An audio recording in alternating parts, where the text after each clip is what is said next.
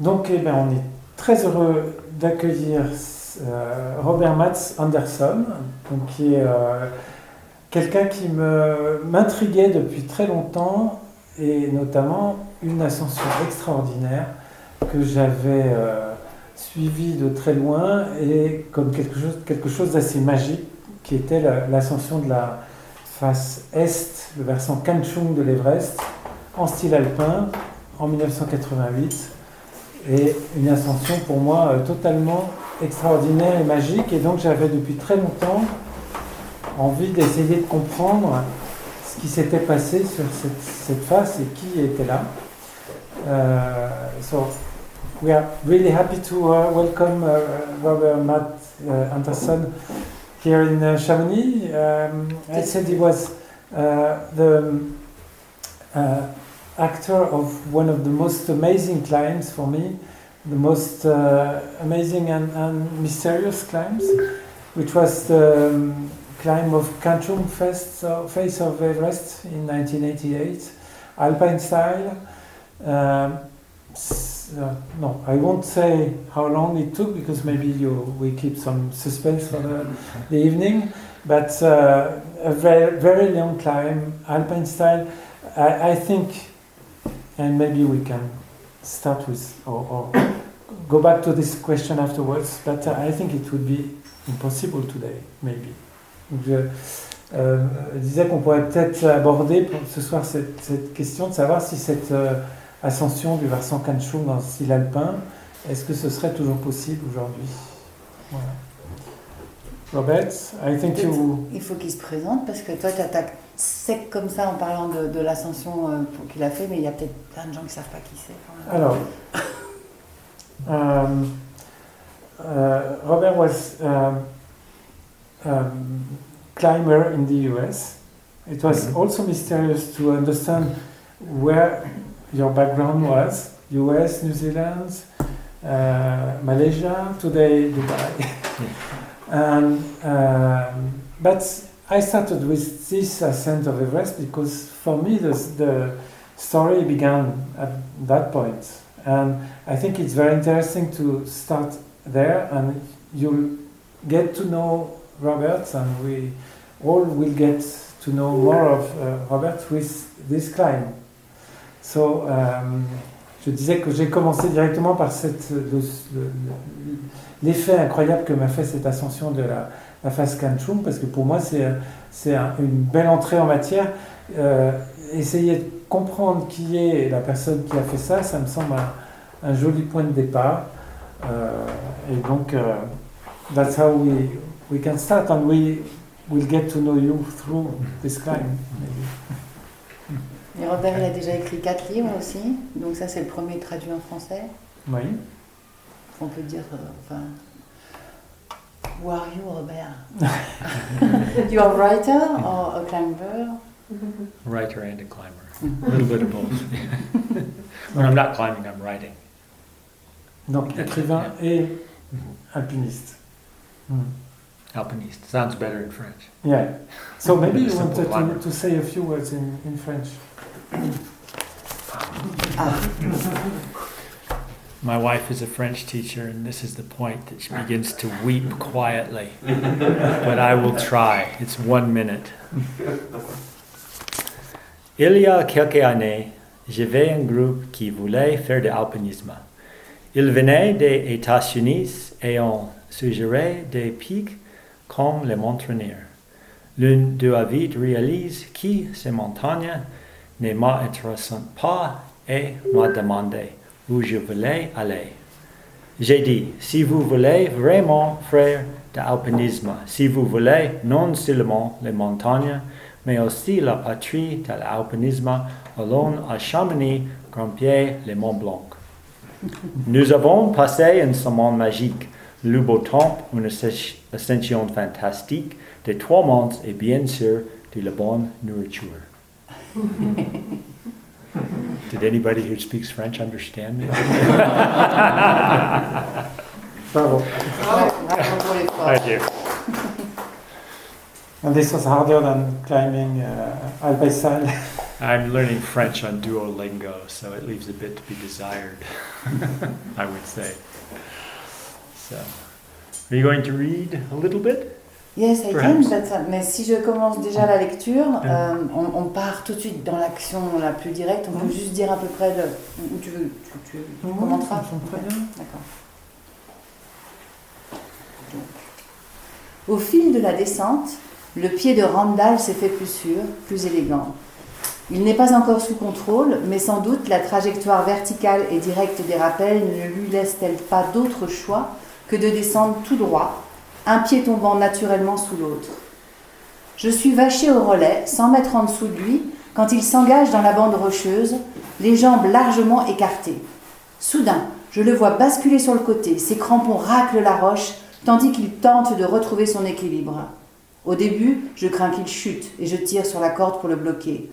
Mais un bloc délogé par ses pieds commence à tomber, rebondit sur le mur avant de plonger dans la goulotte où je me trouve. Le bloc percute la base d'un empilement instable comme un château de cartes. Brutalement, la tour rocheuse tout entière explose et s'envole. Elle faisait partie de l'Everest et l'instant d'après, elle vole dans le ciel droit vers moi. Je saute de côté, tirant la corde encore plus fort. J'ai juste assez de mou pour m'abriter à droite d'une petite corniche avant que les rochers m'atteignent. Il passe en tournoyant au-dessus de moi, sifflant à mes oreilles comme des missiles, averses de pierres tranchantes, pointues, grosses comme des têtes ou des boules de bowling. Quelques cailloux frappent ma veste, d'autres un peu plus gros s'écrasent sur mon sac. C'est tout un jardin de rochers qui dégringole sur la glace, sur moi, autour de moi, en moi, puis s'engouffre dans la goulotte, suivant joyeusement son chemin avant de disparaître dans un nuage de poussière, de roches et de glace, un demi-kilomètre plus bas. Je reste pendue de profil, tirant toujours sur les cordes pour rester à distance, poussant d'un pied sur les pointes de mon crampon, l'autre pied en écart sur la glace, aussi loin que possible de la trajectoire de la mitraille. La mort a surgi, m'a frôlé et a passé son chemin. Elle ne laisse derrière elle que silence, aucune révélation, juste la simple conscience que si je n'avais pas sauté à l'abri de la corniche, les plus gros rochers m'auraient frappé et cela aurait été fini. Pas de drame, pas de peur, pas de pensée, une mort très rapide et simple, sans un mot. Je me rétablis sur la pente, autour de moi la glace est labourée, un vrai champ de mine. Tout a été touché sauf moi. La petite marche où je me tenais avant de sauter de côté a disparu, évaporée, emportée au pied de la montagne dans un souffle d'air. L'odeur particulière de rocher frappant, le rocher flotte dans l'air comme un fumigène. Je tremble, mais seulement un peu. La descente est encore longue, pas de temps pour la peur. Il faut s'en sortir, continuer. Randall arrive en rappel au relais et je l'accroche. Okay, so we can say for just one word for the English audience about what you told, and one word about what was read for the French and English. That was the first amazing story that happened to you on Everest. That was in 1985 on West Ridge, going down the West Ridge of Everest, and there's this huge rockfall, and you just managed to get out of the way. Quite a miracle that you could survive. And this is the first of your 9 lives, the title of the books. We kept the English title. And my question was, how did you get this idea of telling this 9 lives story? Donc j'ai résumé un petit peu pour le public anglophone le passage qui vient d'être lu sur cette chute de rocher à laquelle Robert a échappé miraculeusement en 1985 à l'Everest, sa première expédition, et je lui demande comment lui est venue l'idée de structurer son livre autour de cette idée qu'il a 9 vies et 9 vies. Is it that you have 9 lives only? Maybe, like a cat. I tried to get the illustrator to work a cat into the front cover of the English edition, but I'm not sure it quite made it. So I'd climbed Everest, or I'd been to Everest 8 times, and I hadn't quite made it. I was probably the most failed person on Everest ever. And a friend of mine said, I was going back for one more, and my friend said, you need to be careful because you might use up your 9 lives. And then when I looked at all the expeditions out there, so many people, they start the planning and they raise some money and they get packed and they hire their yaks and they have some problems, and then eventually you get to the climb, and I thought that's not really the interesting part. For a lot of people know that story. It's what happened that just about killed me. So maybe donc la réponse était que je suis peut-être, effectivement, j'ai peut-être 9 vies comme un chat, et il avait essayé d'obtenir qu'il y ait un chat en couverture de l'édition anglaise du livre, et ce qu'il n'a pas obtenu. Il se présente comme sans doute la personne qui a essuyé le plus d'échecs à l'Everest, et il a un ami qui lui a dit un jour que peut-être il fallait qu'il se méfie, qu'il fasse un peu attention, parce qu'il avait peut-être fini par épuiser ses 9 vies comme le chat. Donc d'où cette idée, et il a considéré que les récits d'expédition où on raconte tout depuis la marche d'approche, comment est-ce qu'on prépare son matériel, quand on rentre dans les détails, il trouve ça ennuyeux. Il a préféré aller vers ces éclats de récits, ces moments extraordinairement intenses où la vie est en jeu. Perfect. Parfait. S'il vous plaît. So that was 1985, and then I thought I could do it better. I was quite young at the time and had a large ego. So I thought I would go back and I would form my own team, climb a new route. I didn't like the idea of using oxygen, so that's when I put together the team that went back to do the Kangchung Face for my second expedition, which almost killed me multiple times. Donc ça se passait, ce premier récit en 1985, et il pensait qu'il pouvait faire mieux. Il dit qu'il avait un très gros ego à l'époque et qu'il a donc conçu une nouvelle expédition. Il a souhaité à partir de ce moment-là organiser sa propre expédition avec sa propre équipe, et c'est comme ça qu'il a mis sur pied cette expédition à la face Kangchung de l'Everest. Et là, peut-être qu'on peut lire le next passage. Je crois que j'ai peut-être dormi un peu, difficile à savoir. Dès qu'un soupçon de lumière se glisse dans la tente, je sors et scrute les pentes sommitales, espérant apercevoir Stéphane. Où est ce garçon ? Nous sommes inquiets. Mais le monde étrange et irréel de l'Everest n'émet pas de sinistres messages. Très haut dans le ciel, tout existe sur un même plan. La vie, la mort, l'au-delà. Et la mort d'un ami envoie des signaux. Rien de tout cela ne se produit. Où est-il ? Bien au-dessus de moi, j'aperçois soudain une silhouette indistincte, presque fantomatique, qui se déplace incroyablement lentement. Puis Stéphane se rapproche et nous le voyons marcher vers nous, titubé, parfois tombé comme un enfant en combinaison de ski. Nous sommes très soulagés de le voir. Ed lui donne le reste de son eau glacée. Il prend des photos qui resteront, ce que Stéphane gardera de plus proche, d'une photo de sommet. Stéphane vient de devenir le premier Britannique à atteindre le sommet de l'Everest sans oxygène. Nous n'y pensons pas vraiment sur le moment, nous sommes simplement heureux de nous retrouver tous ensemble. Puis nous descendons ensemble vers le col sud. Ed prend une photo de Stéphane et moi appuyés l'un contre l'autre. C'est mon sommet à moi, le chef d'expédition et le sommiteur ensemble après une expédition réussie.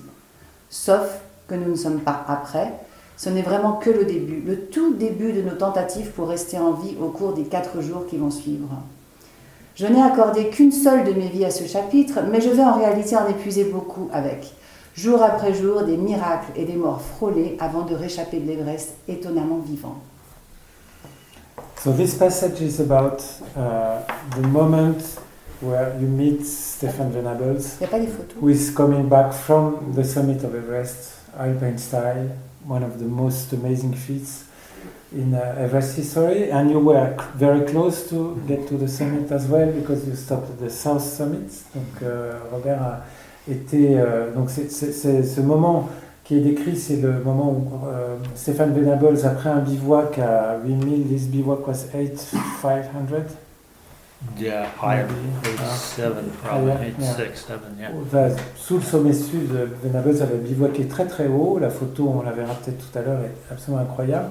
Et donc il voit cette silhouette apparaître.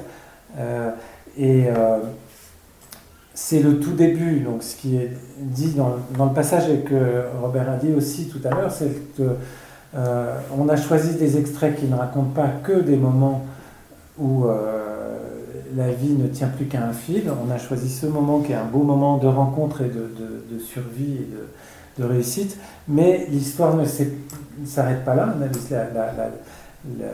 Le succès n'est pas acquis puisqu'ils sont encore au-dessus du col sud en style alpin, c'est-à-dire qu'ils ont très peu de matériel, ils ont très peu de cordes fixes, en tout cas dans le haut de la face, et donc la descente s'annonce extrêmement difficile.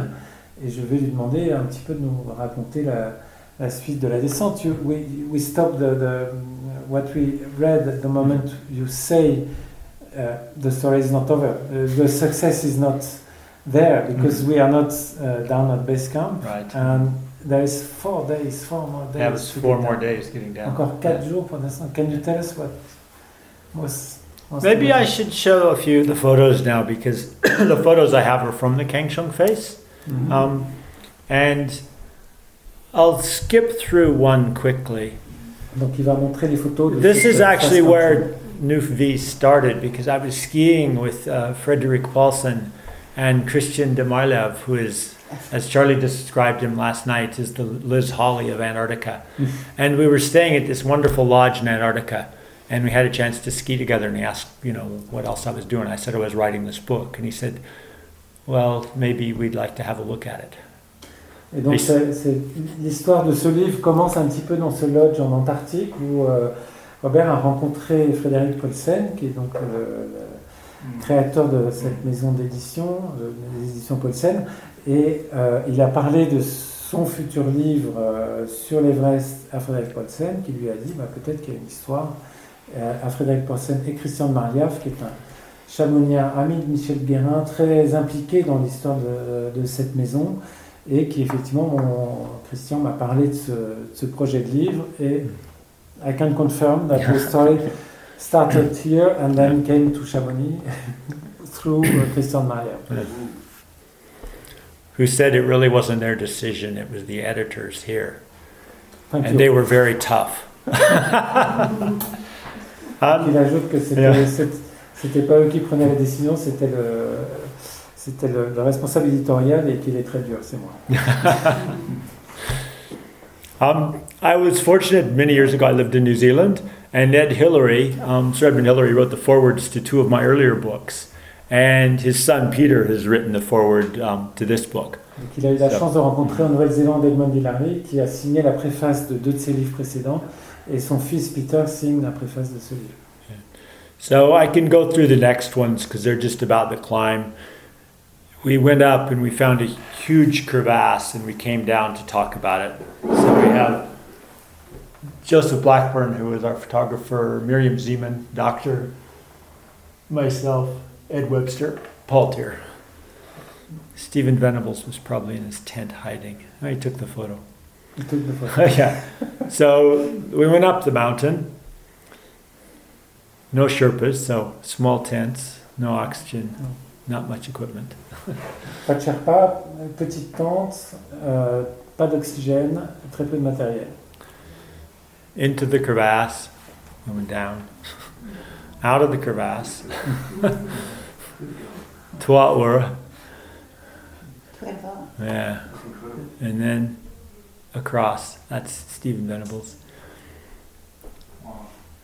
And then out of the crevasse at 7,500 meters, 7,000 meters almost. So cette crevasse à 7500 mètres d'altitude. Yeah. And then above, easier climbing, beautiful, way above the clouds. Au-dessus de la crevasse, donc l'escalade plus facile. And Stephen Venables at about 7,500. And our camp 2, with Paul Tier and myself pitching the tent. Donc le camp 2 avec Paul Tier et Robert qui installent la tente. South Col, nobody else there, empty. Tout seul. It's different from when you were there, Roland, huh? Absolutely. 200 people, Yeah, perhaps. 2019, Yeah, not so many. Donc tout seul au col sud, ce qui est quand même assez exceptionnel. I didn't understand what you... Oh, sorry. Roland climbed in 2019, which is Yeah. the last time I saw him. And when we were on the South Col, there was nobody. Yeah, It was just us. yeah, And when he climbed, It was en masse. yeah. ok. La photo de Limsdale, c'est de cette jour pour moi. C'est incroyable. Ah, c'est- de- It was the same day? Same day, oui. Yeah. D'accord, ok. Donc, Ah. En contraste, c'est belle. Hein? donc pour ceux qui n'ont pas en tête la photo de Nimsai, c'est une fameuse photo de la file des grimpeurs qui s'empilent sous le ruisseau Hillary au-dessus et à touche-touche comme sur un quai de métro. Et donc ce jour-là, I'm sorry, Lowe, Mr. Lowe, donc, qui est le responsable de l'agence pour laquelle travaille Robert, était à l'Everest ce jour-là, au col sud, et donc était très très loin de l'ambiance qu'on a vue là, c'est-à-dire personne, enfin 4 personnes au col sud. So sunrise in Makalu, and then myself, very nice photo in the book. So above the South Col, again nobody there. Donc là, on est au-dessus du col sud et l'ascension vers le sommet, le lever de soleil sur le Makalu qu'on a vu un petit peu avant, et la photo de Robert en train de gravir vers le balcony. Tu vois ce balcony? Yeah, this was going towards the balcony. Yeah. Donc, So no pack, no pack, no harness, no oxygen. The water froze. Just go. Pas de sac à dos, pas de baudrier, pas d'oxygène et la bouteille d'eau, la gourde d'eau gelée. And then South Summit, where I got to, and then Summit photo from Stephen Venables. He thought he had a good one, but this is what he got, and he says that's his reflection. Right there. Maybe. Donc, juste avant la photo du sommet sud où Robert s'est arrêté, et ça c'est la photo du sommet prise par Stephen Venables. Il pensait qu'il avait une bonne photo. And reflection? Well, you think so? He That's says. his- He says right there. That's him. But It is. it's an oxygen bottle? Yeah. Yeah, okay. That was left by a naval expedition. Yeah. Okay. Et donc il y a son reflet dans une bouteille d'oxygène qui est posée dans la neige au sommet. That's his summit photo. But of course, it's a proof. It's a very important photograph because Yeah. that's a proof that you get there. Because Yeah. anybody can check that. C'est une photo importante parce que c'est une preuve de sommet. N'importe qui peut aller vérifier que ces photos-là et cet objet et cette bouteille d'oxygène installée comme ça sur d'autres photos prises avant ou après, on peut vérifier que ça correspond bien au sommet de l'Everest à ce moment-là.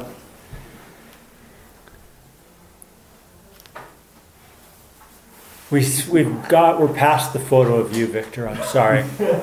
I said nice things. And so that's Très grand what the, alpiniste qui vient d'arriver, Victor Saunders. Je ne connais pas.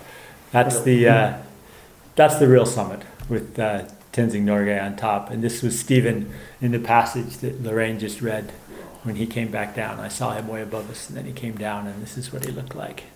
Donc la Yeah. première photo, c'est Tenzing, photographié par Hillary au sommet, et ensuite Stephen Venables qui redescend après son bivouac, et ici avec Robert, donc juste au-dessus Yeah. du col sud. The South Col.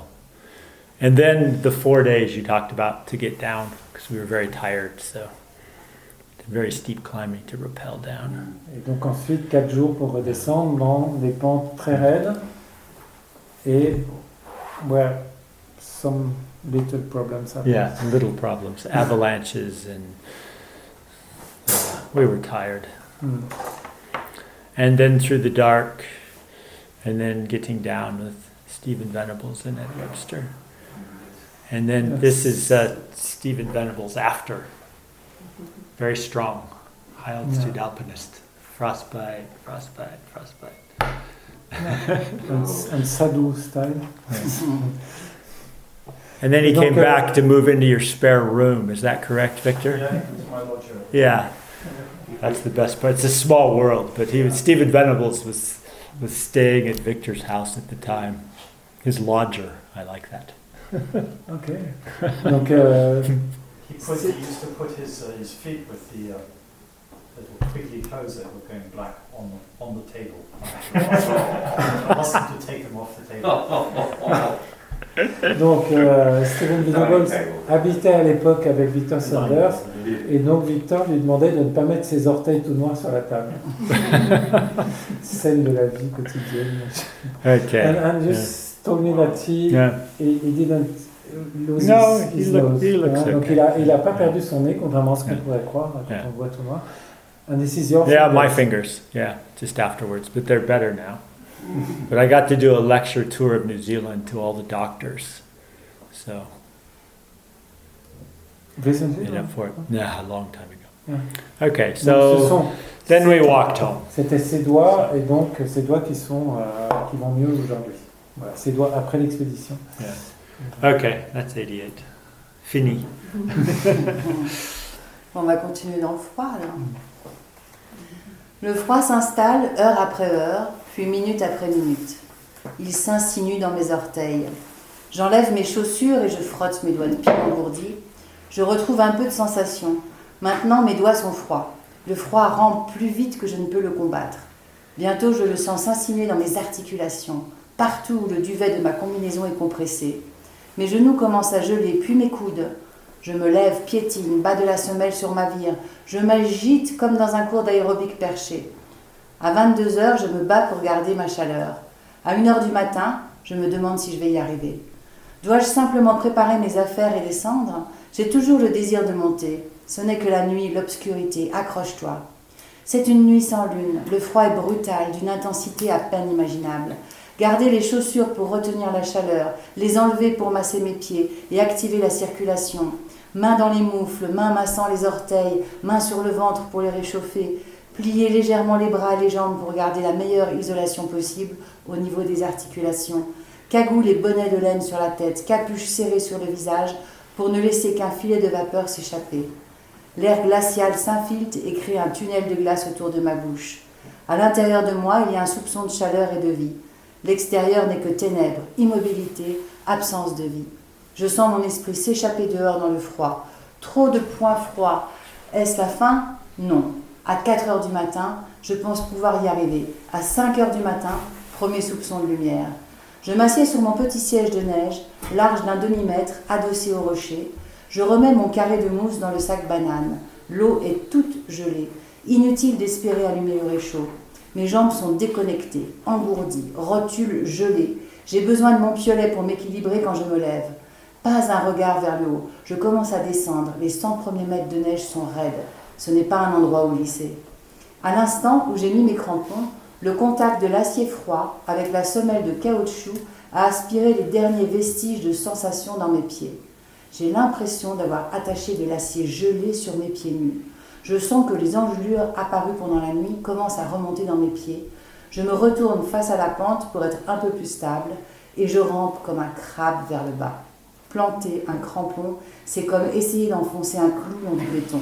Les poils tremblent et hésitent. Je n'ai plus aucune coordination dans les jambes.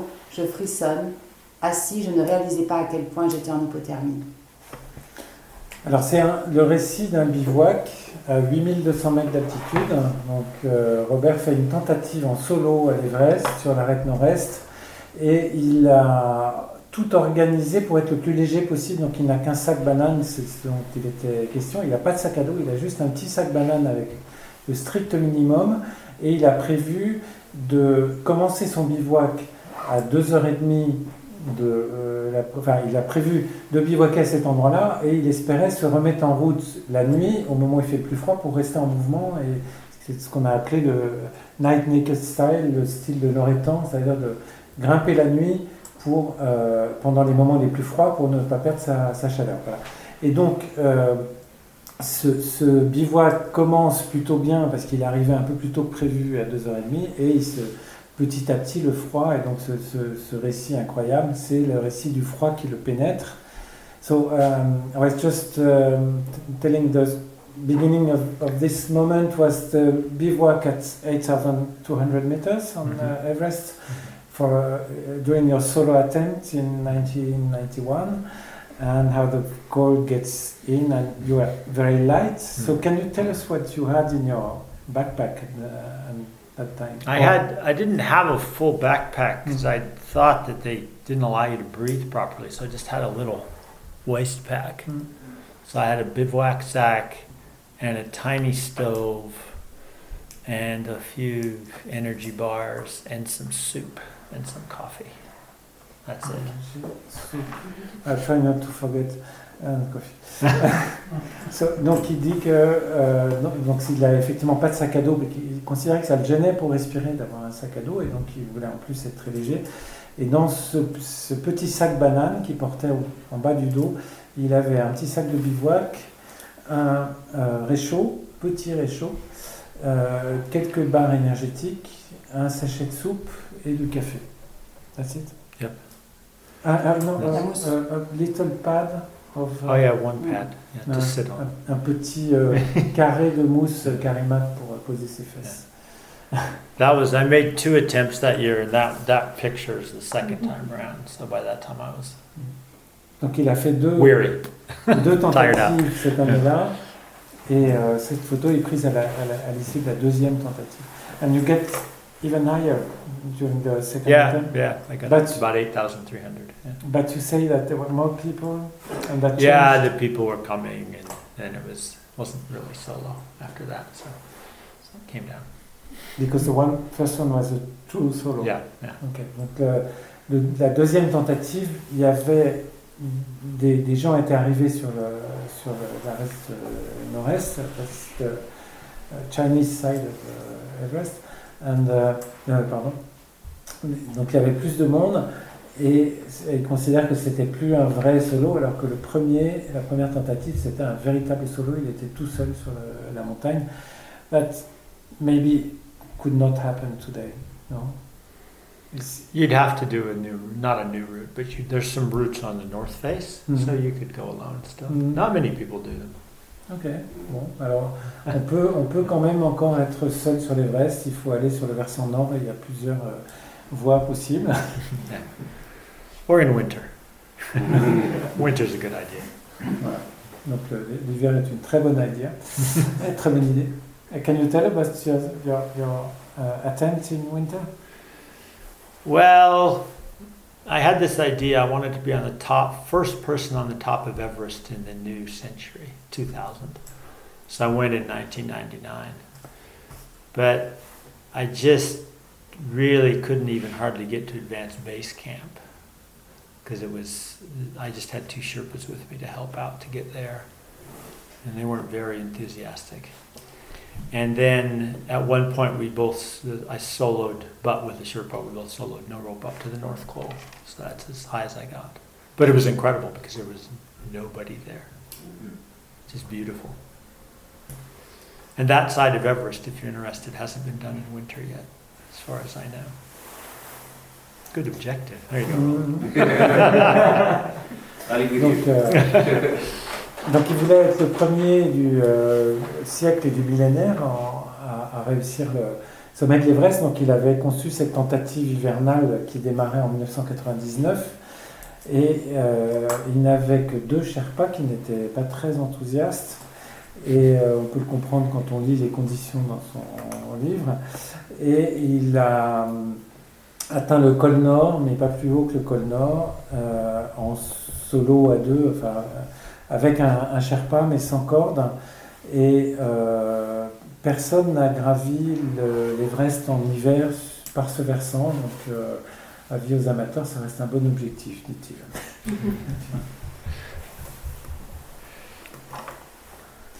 Peut-être tu peux me dire ce que ça va être, quel 94. Extrait que L'attente. Hein? L'attente. Alors, donc ça c'est une autre tentative. Donc Robert a fait de nombreuses tentatives dans la face nord de l'Everest, et je crois que c'est l'année suivante, 92, il me semble. 94. Donc 3 ans après, une nouvelle tentative avec des compagnons cette fois-ci, et ils sont dans une tente qui est à 10 km from the face. Yeah. Une tente qui est à 10 km de la face nord, donc ils se pensent à l'abri des avalanches en se disant quand même 10 km, et puis il y a une énorme crevasse entre la face et nous, donc on va être à l'abri. Et donc, voilà ce qui se passe pendant la nuit.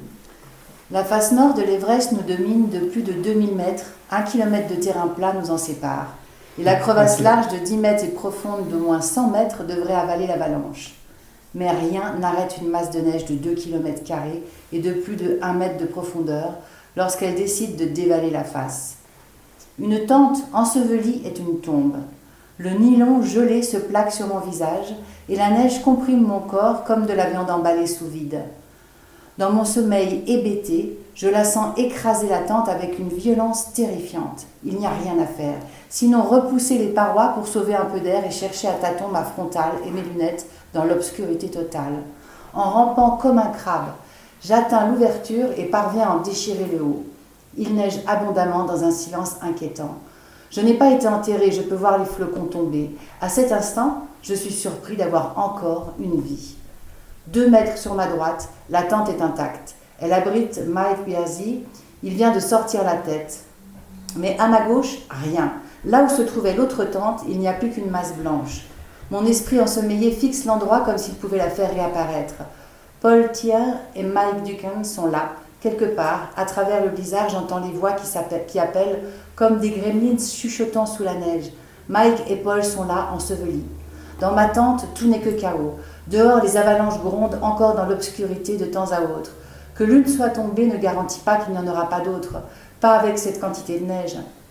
Notre camp est dans un bassin entouré de montagnes. Plus il neige, plus il devient un piège mortel. Mon esprit est confus. Que faire? Que faire? Je n'arrive pas à décider si je dois m'habiller pour affronter le blizzard ou sortir immédiatement pour dégager Paul et Mike. Vont-ils mourir étouffés le temps que je lasse mes chaussures? J'enfile un pantalon coupe-vent et ma doudoune et sors dans la tempête. Un mur de flocons me renvoie le faisceau de ma frontale au visage. La neige m'arrive à mi-cuisse, l'avalanche a creusé des sillons et déposé des débris de glace. Seul un petit morceau de tissu dépasse de la surface, signalant la tente de Paul et Mike. Quand l'avalanche a frappé, ils ont juste sauvé un petit espace pour leur visage sur le toit qui les écrase. Ils ont besoin d'air. Je crie dans la tempête. « Reculez-vous, reculez-vous !» Ma lampe éclaire la forme de leur visage plaqué sur la toile de la tente. Je ne peux pas les estropier. Ils sont si comprimés que leur demander de reculer n'a pas beaucoup de sens. Ils ne peuvent pas faire le moindre mouvement. Le premier coup de bâton de ski déchire le double toit. Le second passe à travers le tissu intérieur. La neige s'engouffre. Paul et Mike ont les yeux dilatés. Ils reprennent de l'air à travers le trou de ce minuscule cercueil. Je devine toute leur gratitude. La neige les enserre jusqu'aux épaules. La tente écrasée sur eux les tient fermement immobiles comme paralysés. Je me rends compte que si l'avalanche avait été 1% plus épaisse ou 1% plus longue, nous serions tous morts. S'ils avaient été entraînés dans la pente, il aurait été impossible de les dégager. Nous avons une chance incroyable de nous retrouver ici. C'est une vie, mais nous sommes 4. Est-ce que cela compte pour 4? J'espère que non, car les vies se raréfient ces derniers temps. So, Everest North Face is a dangerous place. A little bit, yeah. Would you do it again? La face nord de l'Everest est un endroit très dangereux, comme vous l'aurez compris. Est-ce qu'il y retournerait? Oui. You would do it again? Yeah. It's the best side, I think. One more life? It's nice. Yeah. One more life. Who knows? Maybe fly off. Fly off. Fly down. Fly Bit up. easier. Fly up. Yeah. Robert a volé depuis Plampra tout à l'heure ce matin, il fait du parapente, donc il suggère de descendre en volant, but just half of the problem. Yeah. Yeah. The easy half, probably. Yeah. I think so. But can you avoid? Alpine style was some very kind of dangerous game. Yeah, Do you think there's. that you can Yeah. take it reasonably. Est-ce que le Well, style alpin est un jeu très dangereux? Est-ce qu'il peut? It's not the climbing on the north side is not super steep. You Mhm. don't want to fall, but it's it's not too steep. There's parts of it that are straight up, but La face nord n'est pas si raide que ça. Il vaut mieux pas tomber. mais- so it's a good side to solo. I think Mhm. it's the best. Yeah. Or to do alpine style. Mhm. Et donc c'est un bon versant pour faire du style alpin.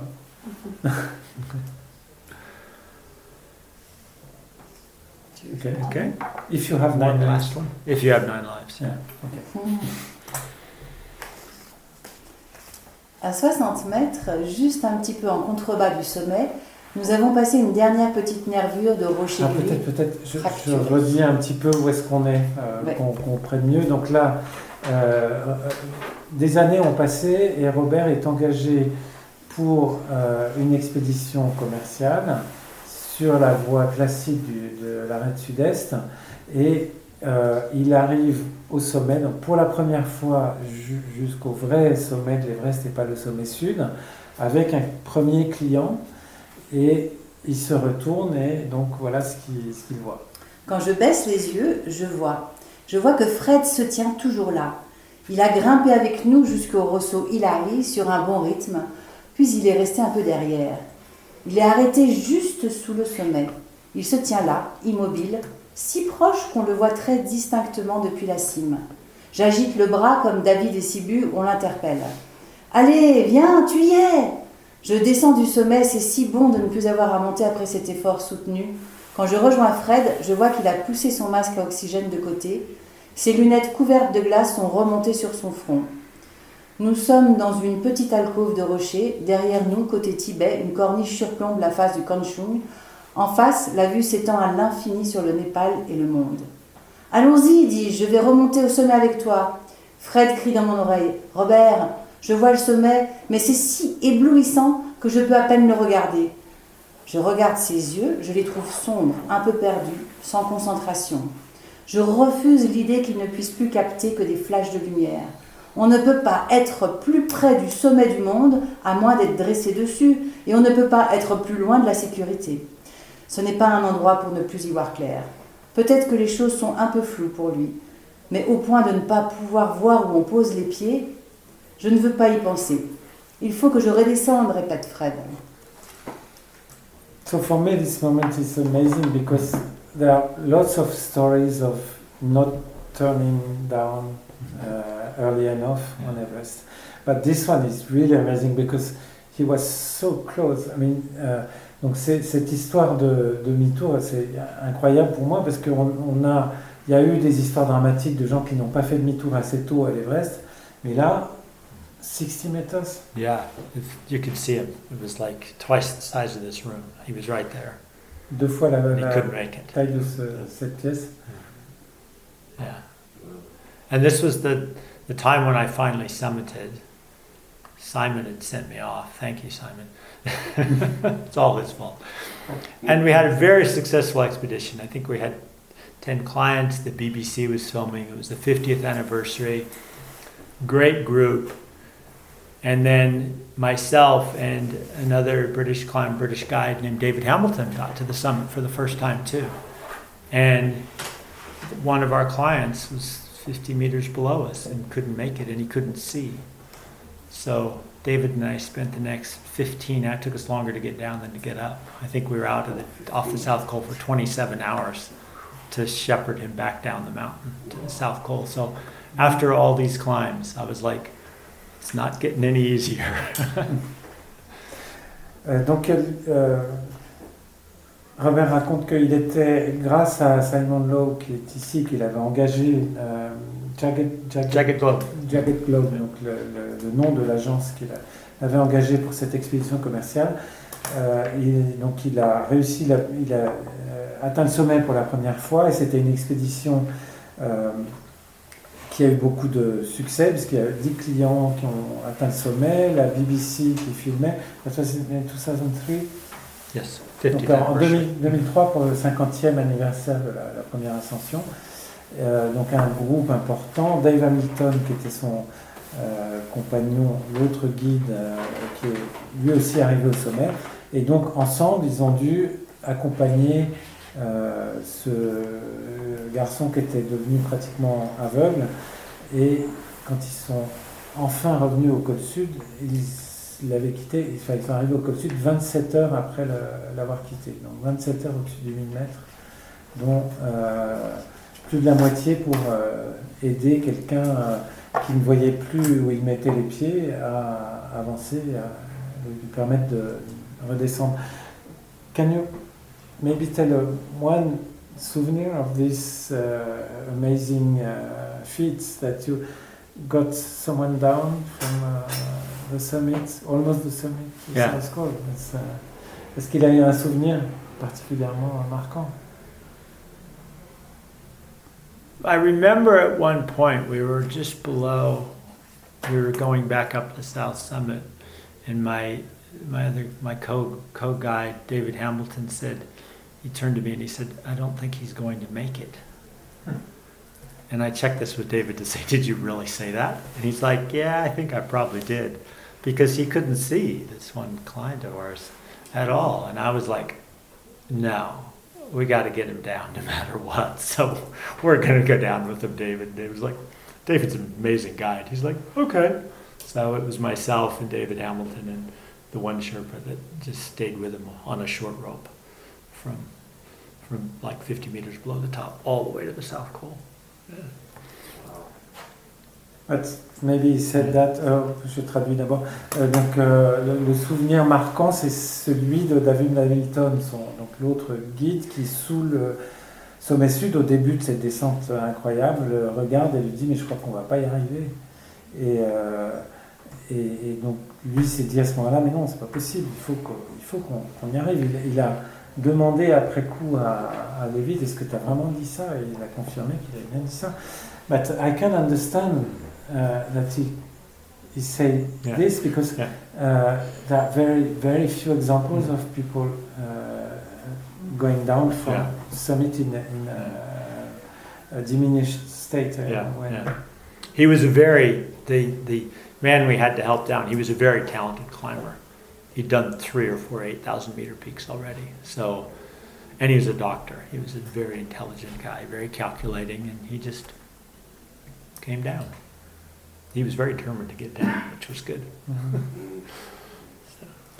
Je disais que j'étais pas complètement surpris que quelqu'un ait pu penser que ça n'était pas possible de redescendre quelqu'un depuis le sommet sud de l'Everest dans cet état-là, parce qu'il y a très très peu d'exemples que ça de ce genre d'opération réussie, et beaucoup d'exemples à l'inverse de gens qui sont morts en étant soit à court d'oxygène, soit edema, anything that can happen above. Et ce qu'il dit, c'est que le client en question était un très bon alpiniste, qui était médecin et qui avait fait 3 ou 4 8000, qui était expérimenté, et que c'est aussi grâce à ça qu'il a réussi à s'en sortir. Maybe also because he was clever enough to go back, which is amazingly difficult when you are so close. Je dis ça aussi peut-être parce qu'il a eu le courage de faire demi-tour à 60 mètres du sommet de l'Everest, qui est quand même une décision qui doit être incroyablement difficile à prendre. He went back and summited later. I think 2 more times or 3 more times, and finally summited. Et donc il est revenu 2 fois avant de finalement réussir le sommet.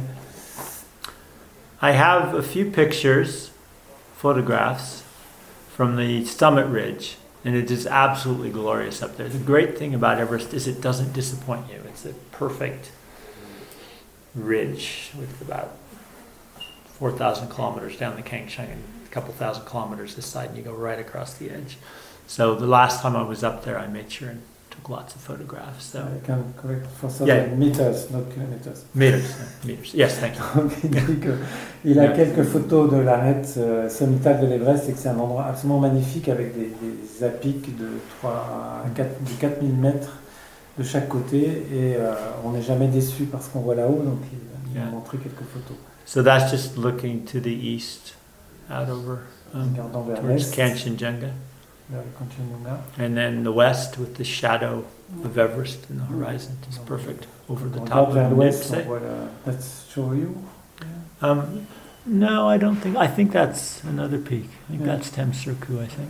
Choyu's over here, over the other side. It's Amadablam. Yeah, it's Amadablam. Thank you. In the sun, it's Amadablam. In the sun? Okay. In the sun, Amadablam. Thank you, Victor. Donc là c'est vers l'ouest, et donc c'est le sommet qui prend un petit peu la lumière, c'est la Madablan. Et l'ombre de l'Everest évidemment. Yeah, the summit ridge, just going along that, so you can see it's just straight off both sides. A few people. A few people, yeah. Yeah. And then myself and Sibusiso Valan, who was the first black African to summit Everest, that we climbed with in 2003. Et donc Sibusiso, qui était le premier avec lui au sommet, donc, qui était le premier Africain noir au sommet de l'Everest. And that's the cover of my English edition of the book, 9 Lives.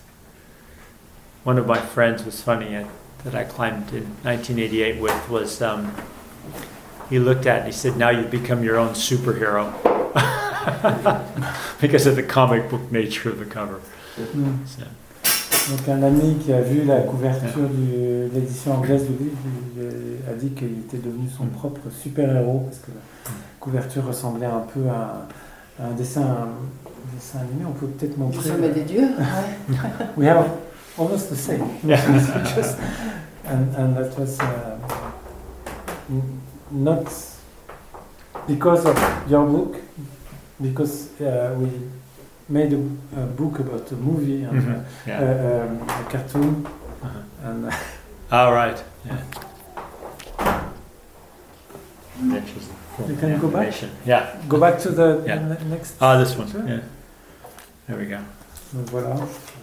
Et donc un livre qu'on vient de sortir, qui est tout frais sorti, hein, il y a quand même un petit air de famille. Hein. Et donc Le Sommet des Dieux, qui est un dessin animé qui sort ces jours-ci. Il y a une avant-première pour ceux que ça intéresse, le 12. 14. Le 14. À 20h30 au Vox. Le 14 au Vox. This is a book about animation film movie from the manga, famous manga, The Summit of Gods, and it's going to be premiered here in the Vox Chamonix on the 14th. So we made a book about the film, about the book, about the manga, about the book. The real story. Because first of all there was a book, and then a manga, and then a film, and then a book. Sorry. Okay. S'il y a des questions, peut-être aussi. Il y a des gens qui ont des questions. Let me say.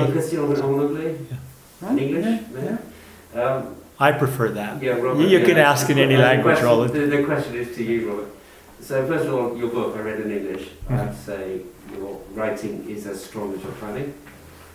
Excellent read. Thank you. And what I found amazing was the recall on all the detail, and that made the book fabulous to read.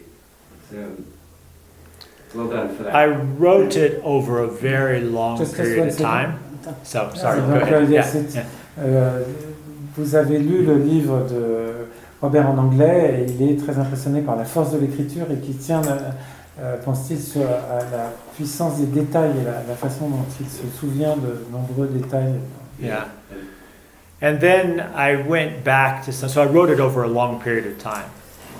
My wife, Josephine, who I dedicated it to, said, you've got to finish this book because your 9 lives are, you're going to be like, you're just going to die of old age soon. If you know, basically, very enthusiastic, right? So she gave me the inspiration to finish it, so I dedicated it to her. But I think, too, I went back to people like David, you know, who you know so well, to Fred, who we helped bring down, to Sibusiso, to all these characters and different people.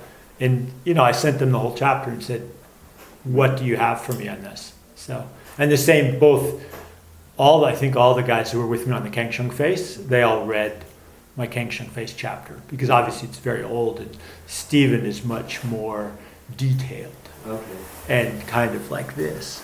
You know, if it's 7,268 meters, that's what it should be, Robert. Yeah. It's not about or that. So Stephen went through it, Ed went through it. So those chapters, and that really helped and hopefully gave it some perspective across all the different characters. The descriptions of that coal took you into the tent, right? It was that close. Right, thank you. Donc Robert dit qu'il a écrit ce livre sur une très longue période de temps et que ça lui a donné le temps de soumettre chaque chapitre aux gens à ceux qui étaient avec lui, donc Dave Hamilton et Fred, donc, qui est le héros de cette descente aveugle de l'Everest. Donc ils ont lu les chapitres et ils ont pu confirmer que les détails étaient justes. Et pour ce qui est du chapitre sur la Faskantung, qui est un des événements maintenant très anciens, il les a soumises à tous ceux qui étaient là, Ed Webster et Stephen Venables. Et Venables lui a fait une lecture extrêmement précise, donc il ne supporte pas la moindre approximation, donc il fallait que tous les chiffres soient précis au mètre, au feet, au mètre près. So to my question, your book is 9 Lives, and a lot of your climbing life is surrounding Everest. Many other climbers would have found the impulse too great to not go back, to not try again, and yet you persevered, and that just, for me, is incredible. But what is it that you got? What kept you going to try and get to the summit? Alors donc les 9 vies du livre sont toutes centrées autour de l'Everest, et beaucoup de gens n'auraient pas eu le courage ou la force de retourner à l'Everest et pour finalement réussir le sommet. Donc qu'est-ce qui fait que Robert a persévéré? I think even the first time I climbed it, I thought I could make it. Yeah. And I never lost that dream or thinking I could do it.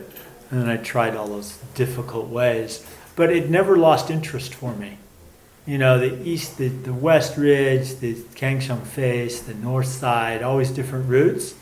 And then finally guiding, I really enjoyed it. So it didn't lose interest. It was like a whole different mountain, the different sides, you know, in different countries and everything. So it was always fascinating. So it wasn't like, there's obviously one summit, but the experiences are just so multifaceted, I think, on Everest. And with different teams and going solo was so different.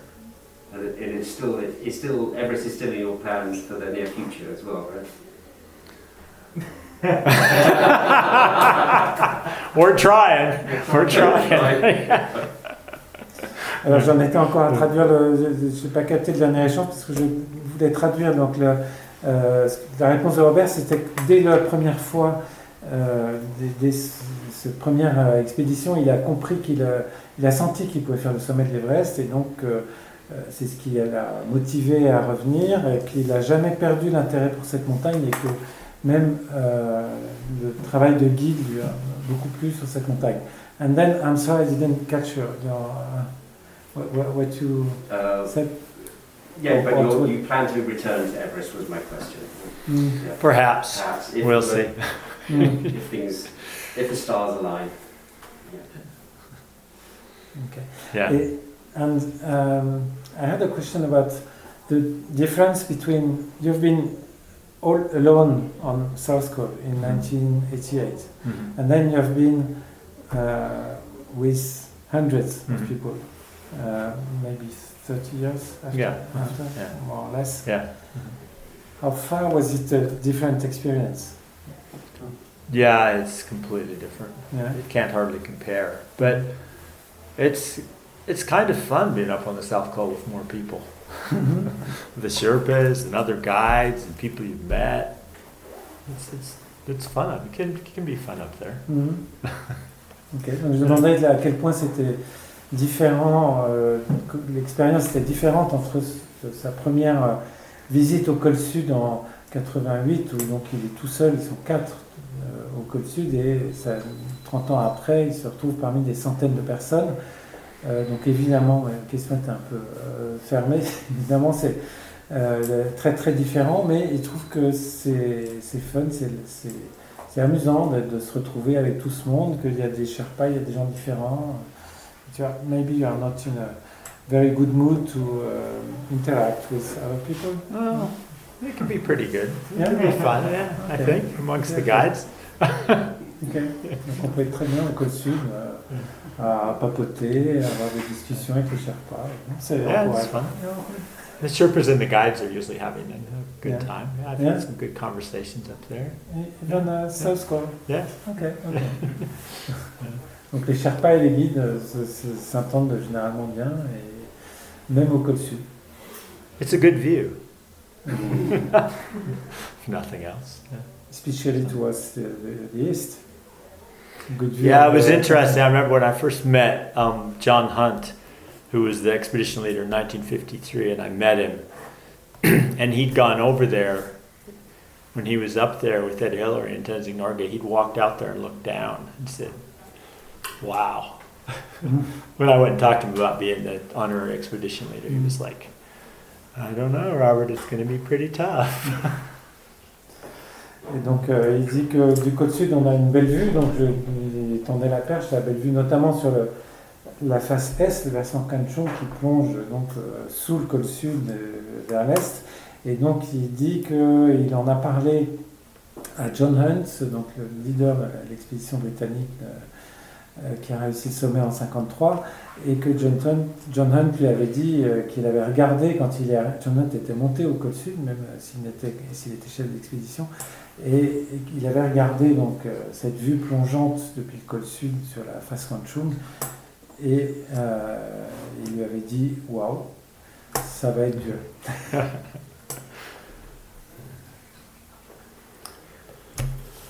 Ben voilà. Okay, final thing. Ah. Thanks everyone for coming. Everybody understands that. Merci beaucoup. To my old friends, great to see you all. Victor. I see Victor, I think did I see you last year on the Baltoro Glacier? Maybe it was with him in I saw Simon, yeah. no, it was maybe with him in Antarctica. Oh, maybe. That was afterwards. Simon, great to see you. See? Very good. Thank you for coming up. Simon and I have guided together in Antarctica quite a few times. Actually, I was going to say we, but I think it was you laid out an entire runway and you brought me along as the snow boy. That was quite a memorable experience. Simon, of course, runs overseas Jagged Globe. He got me into the trouble in the first place. I think the first time I guided for Jagged Globe, Simon Venables and I had done a lecture, and they'd invited Stephen to guide Shishipangma, and he couldn't do it, so he told Simon, maybe Robert can do it. So I did, and I went to the UK, and Simon gave me a short briefing and a shoebox full of money. He said, off you go. We still do that. That's the good thing about it. That's why I'm still doing things with you. It's pretty simple. And Roland I first met on Peak Lenin, Yeah. and we almost climbed that, but we had a very good time. Roland has a hidden talent, and he's the king of the disco in a small city called Osh, but we don't let that video out. Thank you. But you did win. I did win. And Brandon, to new friends as well, who you meet on the mountain drop bus who show up. And for everybody else that's here, thank you very much. It's great that you could come along. It's a real privilege to publish a book in Chamonix. I had to come up and do that, and also I get to fly. So, and finally to Charlie, who does not work very well with Google Translate. He does it himself. So, and he had questions back for me that my original publisher in New Zealand, Bateman Books, they're not climbers, but they publish things, and they publish some of Peter Hillary's things now. But the way you went through it and the questions he had when he came back, they were from a climber. So if anything, the French edition is perhaps better than the English, I would say. So thank you very much. And there's some amazing kind of photographs there. I'm obviously here. There's a very limited edition of these books, and they're much more kind of physical and valuable than Bitcoin because I can sign them for you tonight. There's other books here as well, if you're interested in those. And the holiday season is coming up, so I did have a background in advertising, and there's nothing really better for anybody than to have a signed copy of a book given to them. So, just a thought. So now you say it in French? Same thing? No? I think you can preface. Non, je ne vais pas traduire tous les remerciements et que je ne connais pas tous les noms. Alors maybe you have the names, complete names? The names? Simon? Simon? Victor, of course. Simon? Victor, okay. And Simon, what's your last name? Abrams. Abrams. Abrams, ok. Victor Saunders, ok. Donc c'est des remerciements pour your climbing buddies and employers. Okay. You can say employers from Jagged Globe, yeah. Yeah. They pay me, so I'll Et take donc, it. ces employeurs de Come on. Jagged Globe, qui est donc l'entreprise you are in Lake District? No, Sheffield, Sheffield, ok. au centre d'Angleterre. Ok. Donc Jagged Globe, c'est une agence de Sheffield. Center of the world. Oui, j'ai une maison là-bas. I live at Aqua House on Pioneer Road. Et donc je ne rentrerai pas dans les détails, mais il y avait une histoire de boîte à chaussures de la première expédition. Robert s'est retrouvé à emporter le budget de l'expédition dans une boîte à chaussures jusqu'à Katmandou. Et puis il y a aussi une histoire de roi du disco, mais là j'ai rien compris. Donc peut-être vous pourrez poser la question directement après. Savoir qui était le roi du disco et pourquoi le film du roi du disco n'a jamais été diffusé. C'est mystérieux. Voilà. Il a aussi ajouté que tu étais un super éditeur parce que au moins toi tu connaissais l'alpinisme, tu es un alpiniste, un grand alpiniste aussi, et que par rapport à l'édition anglaise, l'édition française allait être meilleure. Et donc il est prêt à la signer parce que Parce qu'il en est Robert a travaillé dans la pub et donc il dit qu'il n'y a rien de mieux que d'avoir un exemplaire signé avec soi. Voilà. Excellent argument. Donc il Donc, est à votre voilà. disposition. Ben, merci beaucoup. Merci. Thank you. Merci Merci pour cette beaucoup. soirée.